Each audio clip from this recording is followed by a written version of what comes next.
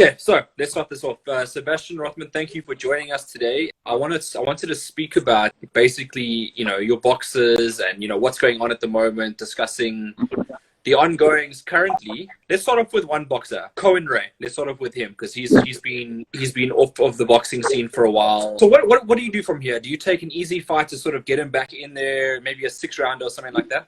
No. We want Cohen to be tested. So 6-rounder, yes. If it's a 4-rounder, but I would prefer more rounds. I need to showcase what Cohen's about, and also, if the guys are in danger of fighting somebody good, they train so much harder, they focus so much more, and again, he's going to show more weapons that he's got. I'm looking forward to seeing Cohen in the ring. He is the main sparring partner most of the time for Jabalani and a few other guys. And yeah, so I just wanted to show people what he's really capable of. Do you believe he showcased much in his last fight against Jade Karam? I mean, that fight didn't I know he was in tears after the fight. He didn't really enjoy his performance. But in that fight, did you see things that you didn't like? Yeah, a lot. No, a lot. No. The one thing about Cohen is he never put his foot on the petrol. He didn't go up in levels.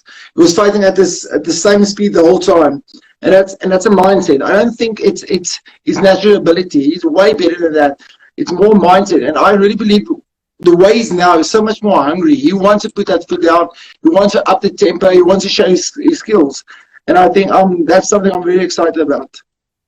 So how long has it been since he's come back from rehab and sort of put in the time in training? I mean, how long is it? What is that time period? Before COVID, we were about non-stop about from Jan. We put it after Christmas stuff. He's putting in the hard graft. He's doing exercise at the moment. He's still running, still supporting everything. Yeah. So, but this whole year was very hard until the lockdown. Well, I can't wait too long before I mention the next boxer. Obviously, he's the main event of the show always. It's Jabalani Mckenzie, and I know he's just joined the chats as well. And I know a lot of the Pretoria people on the chats. So let's go straight into Jabalani Mckenzie. What is his next step? Well, I think one more fight, and we want to go for world title, IBO, whatever. It's on the cards. We were supposed to fight, of course, Harry Simon Jr. Unfortunately, with what happened now with the virus, that's off. But they're fighting in the States. So Rod and them are working behind the scenes. So I think one fight, then we go straight for IBO or whatever is available. If there's a title defense, we'll do that. But we want to go to a higher place. And I think it's almost like a career path. You want to know where in the future. And that's the planning now. So I really think although he doesn't have so many fights, he's at that level where he has to showcase and also be a bit under pressure. We want to see him. I mean, the Matamba fight was hard, but he was still within his comfort zone. You never saw Jabalani outside his comfort zone. And that's something I want to see. Yeah, in saying that, I mean, there's rumors that he might be taking on Eric Kapai next, the guy that's Bengi fought when I say not too long ago, about 3 years ago. Would you think that would be an ideal fight for him?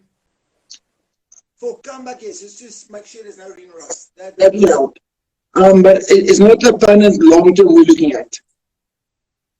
So, I mean, Jabalani Mckenzie, you'd say he's the best boxer you've ever trained? Yeah, for sure. No, boxing IQ, everything. He listens. He's hungry. He's such a humble guy. It's definitely for me. It's always nice when we go to different stables, and Damien Durant has helped us a hell of a lot. He's really helped me, helped Jabalani as well. So it's like I say, I'm maybe the head coach, but I'm not the team. We have a team behind us. So if it's Vincent or Edmund or Albers or whoever is involved with us, there's always other guys in, and Jabalani just, what I like about him is he's such a humble guy. He wants to learn. He wants to up that next level. So I'm going to come back to Jabalani Mckenzie a bit later because there's a few questions I want to ask about some of the other fighters that have been naming him. But I want to go to some of the other boxers. Linus, he's also another guy. He's young. He's yet to get the opportunities to really showcase his ability. But I know that you think really highly of him. Yeah, 100%. He's beaten his last 2 fights. He beat 2 SA amateur champions in a row. they both were unbeaten, and we fought them. We beat both of them out of good stables. So we will have a rematch with the last guy. I promise Damien will give him. They stopped the fight a little bit early, and we no problem knocking him out again. So we'll have him pause again back in the ring. But Venus is with Jabalani in a way. I believe if Jabalani goes to the next stage, he's going to take over there. Yeah, that's a thing, right? So, I mean, under COVID and sort of the restrictions, it's going to be hard for development bulls to go on. So, finding a fight for him and maybe some of the other guys that you got waiting in the wings might be a little bit difficult. I mean, how do you keep them motivated during these times? Well, luckily, Linus is the type of guy who's self-motivated. I mean, his whole life, he's originally from Namibia. His whole lifespan and how he looks at things, I don't really need to motivate him. In fact, he's one of the guys who motivates myself, Jabalani, all of them. He's that guy who really has his heart on his shoulder and on his sleeve, and he's that type of guy. So with him, it's lucky. He's just he's like my extra son. The guy who always I can send him always a naughty joke and stuff because he's that type of guy. So him, I don't really need to motivate. The problem with him, though, is because he started late in life, professional boxing, I need to push him a bit farther. Like most trainers, you do a career path on the guys, and you try and plan. So at a certain age, you want to have him at a certain place. So that's why I've been taking the guys we've been fighting. Nobody wants to fight these guys. They'll try and build up a record. Linus lost his first fight, also against an unbeaten guy at that stage. I wasn't even in the corner, but I know he's way better than what he showed in that first fight, and he showed in his last performances. Yeah, I see Damien Durant writes in the comment sections that he's going to be ready for war in that fight. You mentioned him falling in the same path as, following in the same path as Jabalani Mckenzie. Do you believe that he's at the same development level as Jabalani, or not necessarily? I think maybe a step behind, but not far behind. Okay. And he's a totally different fighter where Jabalani is calculated in stuff he does, and is a lot more like a modern guy where his style suits the game. Linus is a throwback to something very unorthodox. I mean, he's the type of guy like, if you tell him to throw a left uppercut, he'd probably do a double summy. But that was makes him so unorthodox. He hits you guys from different angles, he moves, he changes, he sets a pace. And again, I promise you now, if he showcases what I believe in him, me and Damien are not going to talk too long because we're not going to like each other too much after that. Now I'm going to move across. You say you got a hidden gem in the gym, and I know that you work with guys and you improve them on a daily basis. As you said, you got a team. You all work together to improve these boxers. But I don't believe you would work with someone if you didn't believe they had a future in the game. And you got a hidden gem. You say in your gym, who's that? Callum Beloy. Unbelievable. One of the Beloys, they're different breeds. It's an unbelievable kid. If I can get that kid to mentally apply himself to the sport, I promise you now, we got a superstar in the making. He hits like a truck. His movement is good. He's fast. Again, angles. Well schooled, very, very good amateur boxer, and he's ready to go to the next level. You always find with talented ones, sometimes they tend to, be ill-disciplined in certain ways because they're so good. They don't Correct. Sit down and actually concentrate on what they're good at. What's it going to take to get him to sit down and actually? I believe I was in the army for 3 years, and usually fear. If you really get a guy to be very scared, he usually pushes it, and that's why a guy like him, you can't put him against lesser opponents. You need to scare the crap out of him because then he's going to push it a little bit more. So I think fear is not a bad thing to use. So Sebastiaan, you smile a lot. You in the media, you're not too harsh. You don't ever have a war of words with other trainers. But in training, do you get quite let's just say militant, military? Do you quite forceful? Not as bad. Not as bad. I do get emotional. I do scream at the guys sometimes. I do lose my cool a little bit, but usually not, because I understand. The thing is, I don't scout fighters. Jabalani came to me. I never went after him. Talon came to me. Karen came to me. In the beginning, I didn't really want to work with those guys. And then these guys get under your skin and they start talking and you find out what type of person they are. And that's how I identify my guys. So I don't scout fighters. Saying that, if you start meeting the guys and understand, and that's why I got a small stable, I need to have personal relationship with the guys because we almost become like family. And that's why I don't really always have to be too militant. And also different cultures, you know, certain guys, if you scream at them, they work better, certain guys don't. So you have to learn everybody individually. It is an individual sport anyway. So whatever motivates Cohen doesn't necessarily motivate Jabalani. And I think Damien and all these guys will tell you the same. Boxing is unlike a team sport. You need to understand who the person is, what his beliefs are. Even if you don't really believe the same as him. If let's say I've got a Muslim fighter, I have to treat him with the same respect as my Christian fighter who I believe the same in. So it's a little bit different. So, I mean, at this point in your career, what's been the biggest challenge for you? There's a few. One thing is discipline with making weight. I never ever missed the weight. Harold will tell you, I was in the weight most of the time. I had the discipline. These kids, because of going to the moment, they usually, it's almost like a comfort food. Like the African kids, Limpopo kids, they want to have pop bloody a week or two before the fight. And the problem is then it elevates there, and you have to, and you can't just suppress it. You have to explain to them in a way which also doesn't put them in the wrong way. So you have to explain to them, okay, there's a carbohydrate, you're going to get this, you're going to get this, you're going to struggle there, and that's going to take away from your performance.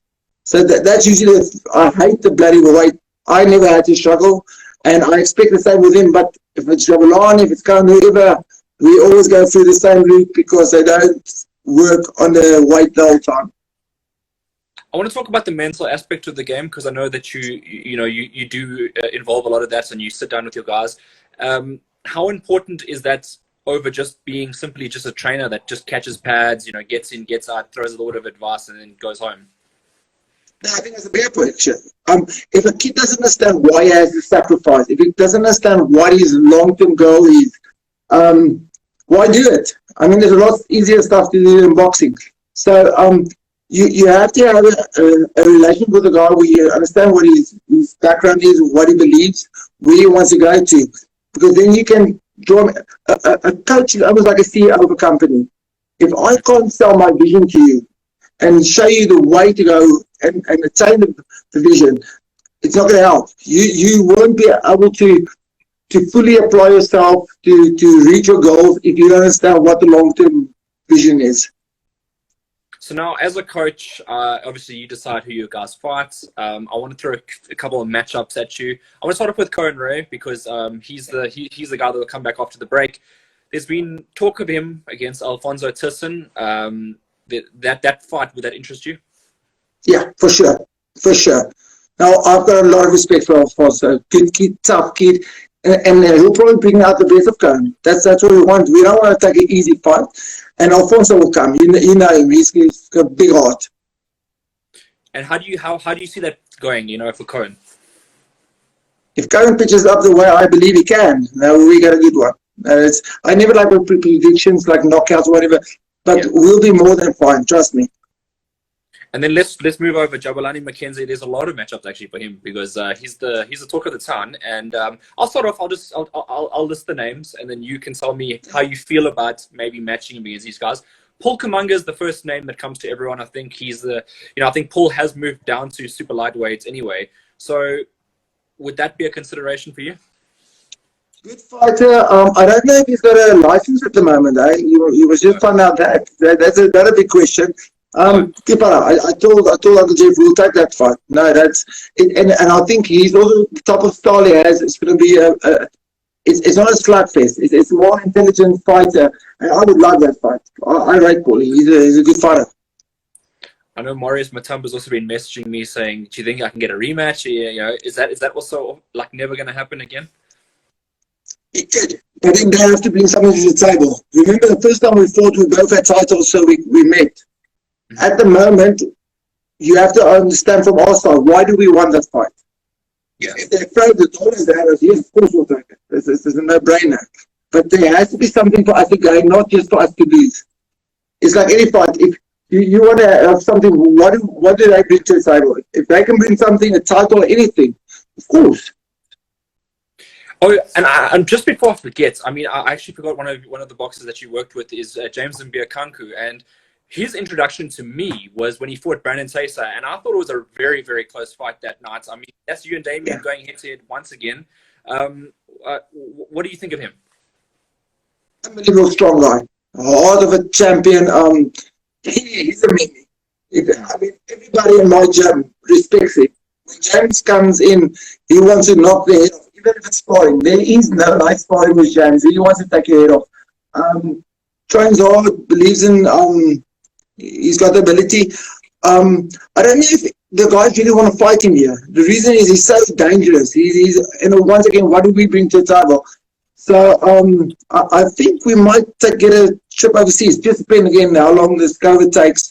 But as somebody I would definitely like to take overseas, maybe to Russia or a place like that. I have been talking to a few people. Luckily, I don't know really who wants to fight him. That's the outlaw. What do we bring to the table? Yes, he's an ex-ABU champion. So most guys are going to try and sidestep him rather than face him.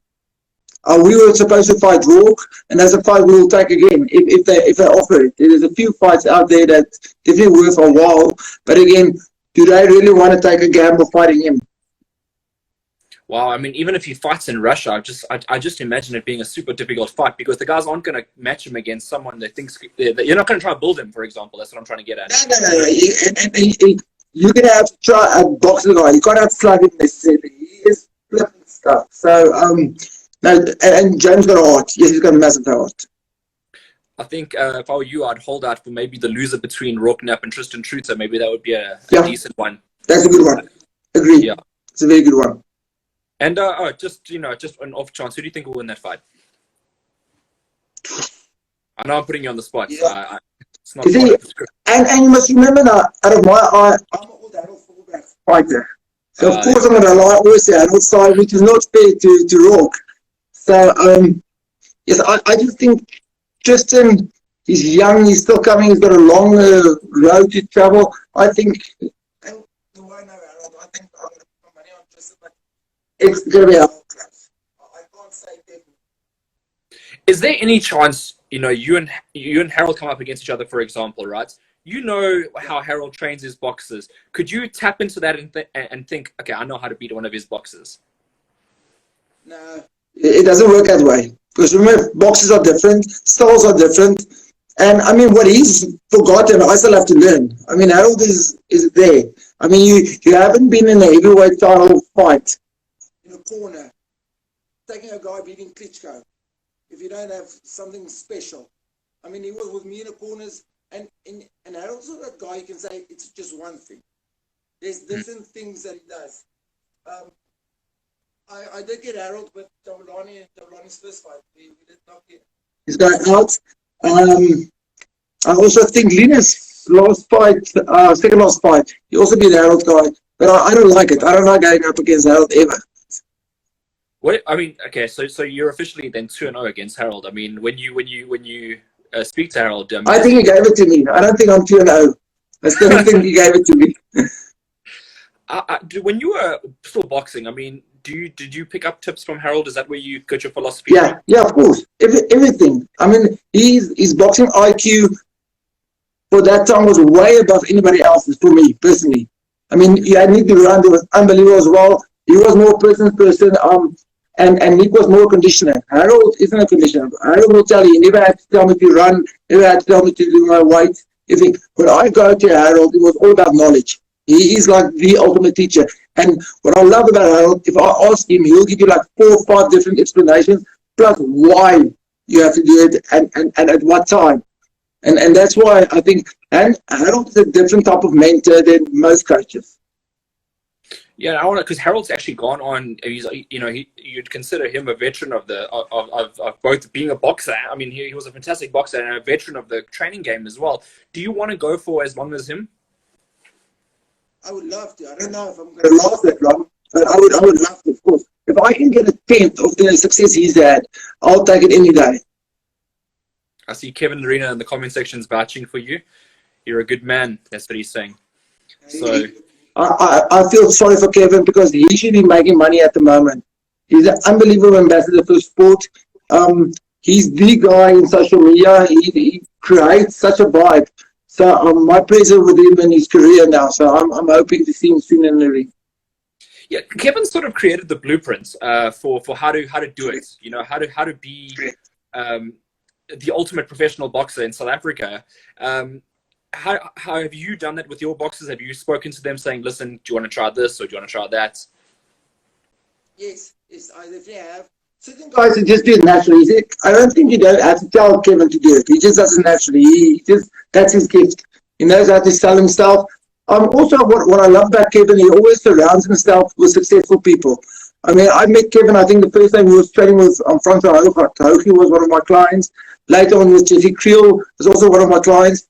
So that's one of the keys about Kev. He understands that success breeds success, and he always learns as he goes along. And I mean, obviously, from your side, I think the best on social media would be Cohen Ray. I mean, you literally put up a picture of him. Next thing you know, there's about 300-400 likes on your photos, and you're like, what just happened? You know. So, I mean, the next guy to get on this is probably Jabalani Mckenzie. He's got to get more on that social media, I think. Correct.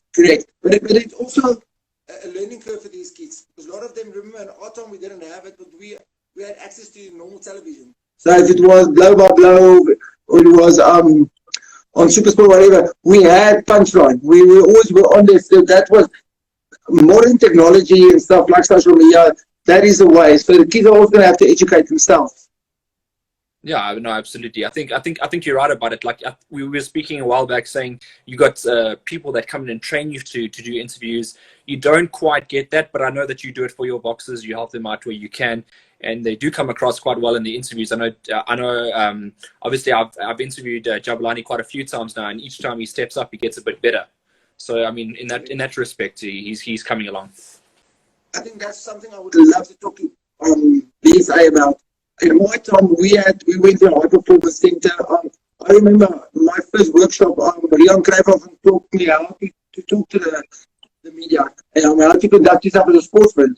I mean, later on, we had Monday du Plessis at the high performance center. He showed you certain things to do, and I think that's something that we're lacking at the moment. Currently, with boxing in South Africa, where all these big sports have the guys and revenue to teach these guys to do certain things. We don't do it in boxing, and that's very, very important for the marketing and the future of our sports. Do you think that's one of the reasons why boxing is, and I know it's well documented, boxing is the number 8 sport in the country. Do you think that's one of the reasons why it's just the media is just, one, there's not enough, and two, the guys don't know how to handle media? Definitely. And I think that the other thing that's how important is boxing is different to other sports where it's not a team, it's an individual, but it's also a story behind the individual. That's what all those boxing movies do so good, because people like to know what's behind the fighter. It's not just a normal road. It's everybody's got a story to tell, and that's something very, very important. That if we understand that, let's say you do a documentary about Kevin and him with his boys, and how they're playing on time and how he does his work and stuff. Me, I would love that. See, okay, now he's driving in the ambulance, or he's in a helicopter. Now he's with his kids. Because then you understand what the motivation behind it is. Then you understand why Kev gets up, does his work. He works the full day. He does his training. That's the stuff I like to see. I mean, I think in the States, 24/7 they got on, and behind the stories. I love that stuff. I love to see how Mayweather has to ice his hands because he goes through pain, which we all did. You know, nobody tells it. Nobody tells you, yeah, okay, you had diarrhea till an hour before you got into a ring, and you had to have your last tablet just to stop your stomach from going, and you still fought 12 rounds. People boo you because you look bad, but they don't know the story behind it. So, and that's the stuff I love. See, that's the whole thing with like putting like money back into the sport. Like you got to get X amount of cameramen to do certain things. You got to get people to camp out at certain camps for like 5 days. You know, to get all the, because you sometimes, I mean, I can go to a gym, do an interview, but I'm not capturing the full. I'm capturing the story before the fight, but as you said, I'm not capturing like 24/7, where it's like you want to see what the guy's going through. You know, it's not just one day. So you know, in terms of investment, that's potentially where we need to go. Cinematic videos, you know, watching that stuff. But as far as things are currently, maybe we need a guy like Kevin Lerena, a superstar in the country, to prompt companies to do that. What do you think? I personally think Kevin's future, he might not want to hear it, but I think he could educate people how to do this. I think because of his background, because and he's got a few years still left. So I'm not saying he should do that, but maybe in 10 years' time, I honestly think we don't know where technology is going as well. So we will see it in 5 years. It's changed totally. But I do think he's got a way to help the fighters really achieve what they can achieve. Well, I know now, you being innovative, you told me you're doing Zoom classes with your clients now. So talk to us about that. And can people join those classes? Yeah. They can just go on the internet and follow me on Instagram and stuff and send me a few messages. I've got Zoom class in the mornings at 8 o'clock and then again in the afternoons 5 o'clock for the people who work. That's boxing fitness. So you do a bit of body fitness work, a bit of cardiovascular, and we even do focus pads on the Zoom. So it's a little bit different. Adapting, you have to. If you can't adapt, then you're gone in this industry these days. Yeah, I mean, it doesn't beat the in-gym experience, unfortunately. But you got to, as you said, you got to be innovative. You got to keep up with whatever's happening at the moment. Hopefully, it all ends soon and you can get back to the boxing gym. I've saved this question now. Jabalani Mckenzie, I don't know if you saw the video. He had mentioned that if Jabalani Mckenzie ever stepped up to welterweight one day, which I'm assuming is going to happen because he's a big boy. Jabalani Mckenzie said if they met in the ring, he'd knock out Jabalani Mckenzie, and I wanted to get your thoughts on that. Well, of course he has to say that. He has to back himself. I love Tools, great guy, but to be honest, I'm not a bad man. I think it's clearly believes, but I know different. I know there's no way. Jabu has too much ring craft, too much IQ, and he's developing. That's the other thing. Tools will tell you, we sent Jabu there a few times to the spar. And Jabu was always the fine there, but he's developed. If you can't tell me the jobs you saw 4 fights back is the same jobs now. I mean, what he did in Matama is totally different than what he did before that. And the levels of what he's going to go to in the next few fights, I believe, is going to be special. Is that the last time they sparred, about 4 fights ago? Yeah, about. I would say so, yeah. And he kept himself, and he wasn't where he is now. So, and Jabu was right. How do you think? Do you think that Tools is still above Jabalani at the moment, or do you think that Jabalani is above him, or at least closely approaching him? Career-wise, Tools is above us because of what he's achieved. Talent-wise and technical-wise, there's no way. We're at par with him. And the way Jabalani is learning fast, I think within 6 months we'll be above him. That's the scary part of Jabalani. That's why when I take Benson in to teach new techniques and stuff, Jabu just grasps it like this. He's got the IQ. He does stuff that, after his first fight, the stuff I taught him that I only learned at my last fight. And he was really above that. So for me, people don't understand the IQ of the fighter that he is, the calmness. I actually believe all great sportsmen have one thing in common, and that's they've got extra time. They got a time, if there's a good fly off, you can see a gap, you can kick it. A tennis player's got an extra little bit of thing so you can throw maybe a volley when you expect a top spin. Jabu's got that. And that you can't really give a guy. He's born with a certain persona, and Jabu's got it. He just has that little thing where as the intensity comes, as push, he stays calm. He stays with himself. That is something I do want to get to that next level where he puts his foot on the pedal. I told you now, we need a few stoppages. Just to knock on the door and say, listen, you guys, I know Duke said we got to go to feather fist. I want to show Duke, no. We haven't sat down our punches. And that's the next level. That's another thing I was going to ask you about the knockouts, and just basically about flashing guys, knocking guys down, that sort of thing.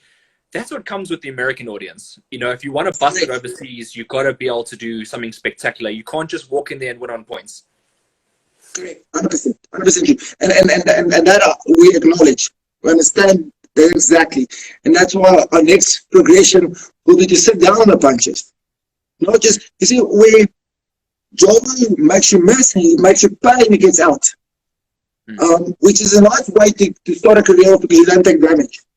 What I want from Java in the next hour is when you make you miss, I don't want one punch. I want 2, 3, 4 punches that he sits on. He drops his thumb, he sits on his punches and he gets the power he deserves that he shows in sparring sometimes. If we can start doing that, then a few people are going to get a bit of a surprise.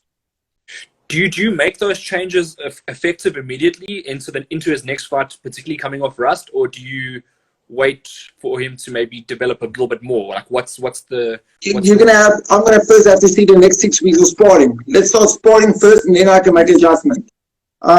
It's easy to talk now, but the guys haven't sparred.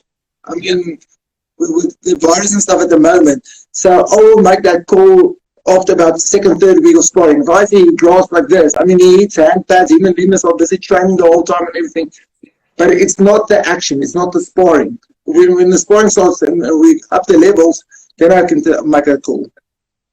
I'm going to revisit tools real quickly, and I'm going to say this.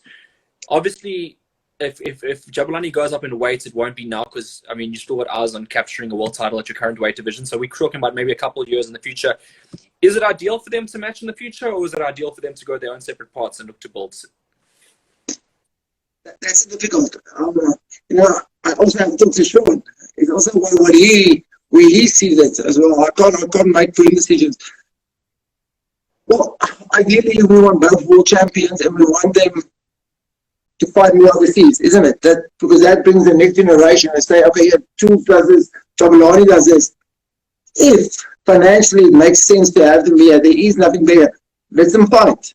Then it's for me. We need to gain something.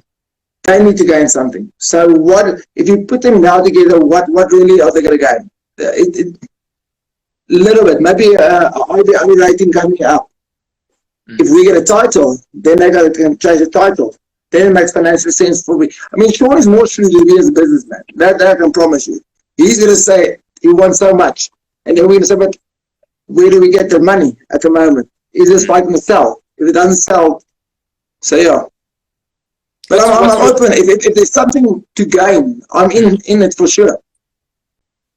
Well, at which stage? Because there was talks of him at one stage going Ludabella in the United States. Obviously Jabalani didn't get that yet. I mean, I know it was said on the websites and so forth. Is that being spoken about, or was that being put on the shelf? Yes. They still talk about it. Jeff still says it, and let's just get COVID away first. You can't jump ahead. So speculations are there. I don't even know what's going to happen with our next fight. Are we going to be able to fight December? Maybe over here. So, there's too many things that we don't know yet. So I always like jumping ahead. Let's just get through tomorrow first, and then we make the next decision. Right, and I want to open up the questions to the fans right now because I know there's a lot of people that have been waiting online to ask you questions, and some people have been waiting patiently. If anyone wants to ask Sebastiaan Rothman a question, if you shall answer them as well, please pop your question through now. I know Etienne Fanuka gave me a nice compliment earlier. I saw in the comment section. I didn't acknowledge it because you were talking, but he said I should be a presenter. Gentleman. Thank you very much. No, he's a gentleman, Etienne. Is he officially retired? Yeah, at the moment, he's winning plans, everything. No, I think he's in Brits at the moment. So, good kid, very, very good kid.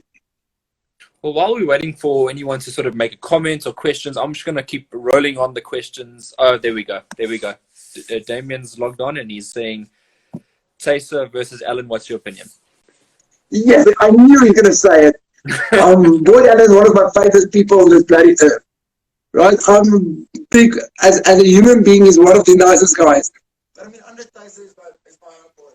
Under his sparring boys all the years, so of course I'm going to lie towards Brandon, but I hate it. I think I'm going to sit in the dressing room and not watch a fight. So, but yeah, of course I'm going to root for Andre, for Brandon. Wow, yeah, I see. Yeah, he knows he put you on the spot. Yeah, he always does. It's always good bands. I mean, you obviously good friends with Damien. You're good friends with your mentor Harold. Which of the other trainers do you get along with? Yeah, I love Anton more just for what he stands for what he does for people in poverty. I get along with most of the coaches. It's not me and them against them. It's the fighters against each other. We just there to mentor us, and we got more in common as fighters or as coaches than the fighters have with us. So. See, Etienne, I love Peter Smith as well. I was a big Peter Smith fan as an up-and-coming boxer, as an amateur. So I used to watch him when he fought Antonel in the Wembley arena and stuff. So I was a massive Antonel fan. Peter Smith, Anton and me are good friends. So Etienne says he's a chicken farmer now, but Damien said, internationally, which fighter do you currently enjoy the most? Oof. Yeah, there's a few. I mean, everybody says Lomachenko, this and that, and everybody, it doesn't feel flipping always entertaining. I mean, just the way he conducts it, he's crazy as hell. Yeah, I think at the moment he's probably my number one guy I want to watch. Just because you never know what he does and what he brings to the table. All right, let's spin that question. If you could train anyone in the world, who would you like to train? Ooh. Yeah. Put me on a spot here. See, yeah, that is a hell of a. You just think of. See, Delaney is now with Mayweather. He's quite a good up and coming fighter. Davis. I'm thinking more on the lighter weight because heavyweights. Yes, Alexander Usyk, I would learn more as a trainer as them than being a coach of him. That's the other problem now. You're going to say, okay, with your boxing IQ, if you're going to get a guy, will you make him better? I don't know, really. At the moment, I can't think out of South Africa at the moment. So, yeah. Says Jabalani Mckenzie says, Coach, are you keeping your beard for the next fights? We'll see closer to time. But yes, if the rules stay the way they are in South Africa, I'm definitely going to grow a beard again for my fighters. I just think it should be a choice. I know Parliament still has to approve certain fights because we are in the Boxing Act, but I think it's time. Yeah, I know you did it. You did the beard last time as a protest. I mean, that would be a similar thing to you did this time, right? Yeah, correct. Yeah. Can you imagine? At least one representative was having a beard. There's Cohen Ray. Best boxing memory in your career? Oof. Yeah, the very first amateur fight, because my parents finally allowed me to. I was 18 years old, and I boxed in a police hall in Shooper Street in Pretoria. Boxed against the army guy. Was in standard 9, grade 11, and almost retired after that. It was so bloody hard fight, 3 rounds. Just listening to my coach, Uncle Charles Backhouse, behind the jab, and that's probably one of my best ones because you get the opportunity. I told kids from primary school, I'm a boxer, I never boxed. And I had to get up my marks up for my parents to allow me to box, and yeah, that's probably one of my nice ones. Then the night I won the WBU title against Robert Norton, and I never knew my wife was at the fight. So Harold never told me, and when she jumped into the ring, I thought, geez, I saw a ghost. How this guy hit me anyway? And so that was an unbelievable trip in Wales. Mitchell Tittle, we had a training camp there. I was running in the forest in the mornings where it was a bit driny. So unbelievable. And I had Virgil Calacata with me, who's a super nice guy. So yeah, that was one of my best memories. Here's one that I'm going to pop towards you is if you could fight a modern day cruiserweight in South Africa, out of the three guys, who would you prefer to fight between Kevin Narina, Junior Makabo, and Sibiso Mchunu? I mean, they're all hard fights. Don't get me wrong. 100%, and they're different styles. So style-wise, I think Sibiso would be the most difficult because I've worked behind the jab, and he's a southpaw, but he's a line back southpaw. So I'm going to have to reach for him. So I can see myself having more trouble with him style-wise. I mean, Kevin and Junior, all of them, they're all, even Pumzi, is a different level than what we are. I mean, I still think this sport evolves. So I always tell the guys when they say, do you think you were better than him? I said, listen, this is very easy. That is a new Corvette. those guys. I'm an old Mercedes. That thing outdrives me any day of the week. But I'm a classic. So you don't weigh them up to each other.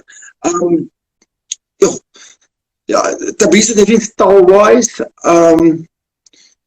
Kevin intensity, when he rips those uppercuts and pushes away your guard and gets into your body, he also, it's almost like you're going to struggle to get your rhythm against him because he's always stop. So it's never the same thing. Junior is the best one, I believe, probably in the world at the moment. I rate him by far number one cruiserweight for me at the moment. Boomsy could be the next one. I love him. I think I even spotted him once. Think about it. Way retired, yes, I actually helped Jabalani and them out. But a calm individual, understands his distance, manipulates the pace of the fights. And I think Mr. Tawil is doing a very good job there. Yeah, I know that Jabalani and Akani are good friends as well. They're both from the same region. But Akani Puzi, I mean, Alan Tawil said himself, he's taken it very cautiously, very steadily with Puzi's career. But he believes now is the sort of time to push on. And I think a fight against Johnny Miller was in the wings. What do you think? Yeah. Good fight for him at this point? Yeah. So for Puzi, for sure. I just know. I love Johnny. So I also want him not to stay too long in the sport, but I also want him to go out with a bang. So it might be a good one for him to say bye with. I think, because Johnny always has heart, he always has a bit of power. He can bring it. For Puzi, that's a win. Again, what does Johnny get out of it? That's my question always. If I'm a coach, and I know Harold things like that, says, what does Johnny get out of this? So would you rather like Johnny going overseas and make some euros or some dollars or something like that? He's that how he deserves it. He's an unbelievable tough character. So I want him to make money. He deserves to make money. He's paid his dues. It's like Brandon Liebenberg paid his dues. All these guys who pay their dues, I want them to get something out of the sport before they say bye. It's not me, it's Cohen Ray putting you on the spot. He's saying Rowan Campbell versus Rainer Liebenberg. I promise that didn't come from me. You can see it in the comment section. Yeah, so why these guys put me on the spot? It's a hell of a... And it's still good camps as well. That's the other thing. Yeah. I'm lucky I don't have to answer this one. Yeah. Okay, let's put it this way. If Rhino is where Rhino was at his best, I think he might just edge it by a little bit. But with Rowan's up and up. He's just going to get better the whole time. So, you see, I understand why Rhino wants it. He needs it now. Because in 6 months' time, there's no way he's got it. But because of his heart, because of what he's gone through, because of experience and stuff, he's definitely got a chance. I think he wants to chase the world title, so and Rowan Campbell's going to fight for that RBO World Championship. So Rhino figures he beats Rowan, he gets a chance at the world title. He can call it a day. And Rhino, he wants a brawl. He wants to get in there. He's a tough guy. He's a tough guy. I love watching. I'll pay to go watch that guy. He's always entertaining, always. And I think he matured as well. I talked to him about the other day, and he told me the toughest opponent he's ever fought is Thomas Westerson because of the angles and the movement. So he's also got to that stage where he really knows what his strengths and weaknesses are, and he goes by it. But you don't have to think twice about his art. I did the interview with Rainer Liebenberg last night, and he says he'll knock Rowan out in 5 rounds. That's what but Rainer's not one to mince his words. He always puts a never. Yeah, he's one of the guys in the industry which I really do enjoy interviewing because he just puts it all on the line. He doesn't care win, lose, draw. He's coming to fight. Correct. 100%.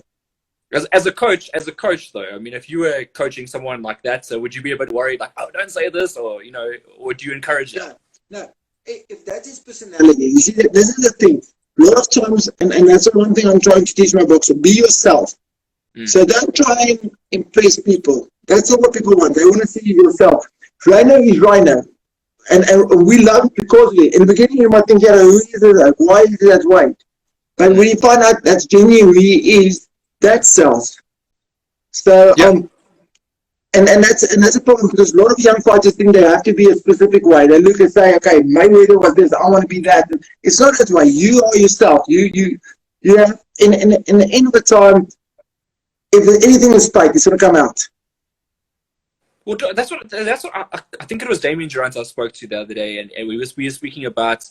I'm just trying to remember, because I've done this for like 2 weeks now in a row. These Instagram lives, like night after night, and I think it was Damien. We spoke about boxing. Boxers rather telling their story than just being loud and abrasive. They, as long as they have a story that someone can follow and relate to, that's more important. 100%. And he's right. I mean, his dad was probably the best guy ever to bring that out of a fighter. I mean, you never had to sell tickets when Nick Durant was there, because his fighters also. I mean, if you look, I know Philip McDoo, we boxed amateurs together. Philip McDoo in the amateurs was definitely not the Philip McDoo who was when he got professional, because he started living and believing it. It's almost like he was given a a lot of the proper guys, they're very humble. But I understand in this sport, humbleness, being talkative is not being arrogant. You need to sell yourself. So, and Jabalani is the same thing. They're so humble in the beginning, but when they start opening up, people start finding out, but this guy is a lot different than what I thought. There's so many other aspects of him.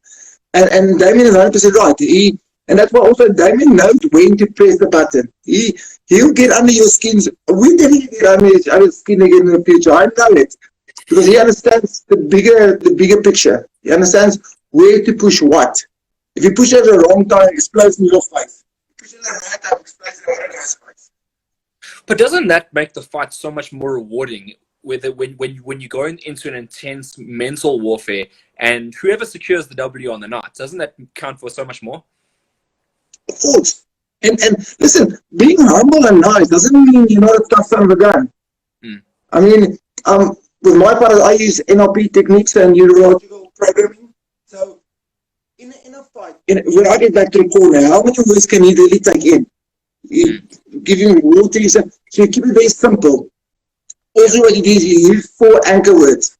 Something to finish a guy off, something to dig deep, something to go back to basics. We use this. You can use colors, you can use taste, you can use sound, you can use a birthplace. Because that little time you got in the corner, you just need to elevate him. And when you scream, technically, which we don't know how to, but when you do transport any knowledge in, you have to do it in such a way that you can take it. And that's a psyche of a fight. And that's what Damien, Peter Smith, all these guys do so good. They keep the fighter calm. They let him understand what the road forward is. We can't teach boxing in 45 seconds in between the rounds. We can't. What we can do is we can let the guy know what we perceive is happening in there. Why he can't land certain things. Why he can land certain things. Only that little bit you can do in between. Well, here's an interesting question to throw in your direction then. Do you believe a man can be beaten before he steps in the ring? Of course. How many Tyson fighters, when Mike Tyson fought, they were so intimidated. But it's also a guy opening himself all certain stages in his life. I mean, when you know that happy place in your life, the guys can get under your skin a lot more, and they can poke you, and they can do that. But if you're in a good space at home, the chance of them getting under your skin is about 0. I'm not going to ask you to name names, but have you ever had a boxer come to you and say, I don't know if this is a good fight for me, or something negative in that in any sort of aspect? No, not really. No, I can't say that. I think also because we open book. So when I offer a guy a fight, I say, okay, this is what I say. Do you want it? I don't tell my fighters you have to fight. So I say, do you want it?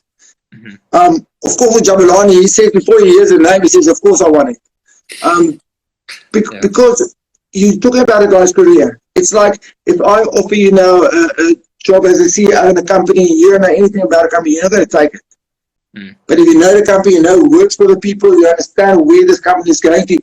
Same with boxing. It's a career. And the days of, it's not like an amateur boxer who say, okay, listen, you're fighting this guy next week, you're waiting in here. Well, this is different. This is, if you win this, you're 2 fights away from this. If you win that, you're 2 fights away from that. We try and make career paths. All the top coaches do it. So, Sebastiaan, thank you very much for joining us today. I really do appreciate your time, and I'm grateful that you're also a Liverpool supporter, which means that you're a champion when you began. So, yeah, thank you. I appreciate your time. Okay, thanks so much for having me. Have a good one. Yeah. Do you have a message for anyone out there before we end the chat? Oh, for everybody, just stay safe, look after yourselves. My prayers are especially with the doctors and the medical community. I know a lot of doctors are also sick at the moment. So most doctors are doing double or triple shifts. So for a lot of friends in the industry, so my prayers are with you guys. And to everybody else, just stay safe, look after yourself, look after your families, and hope to see you soon in the ring. Thank you very much. We'll see you soon, hopefully.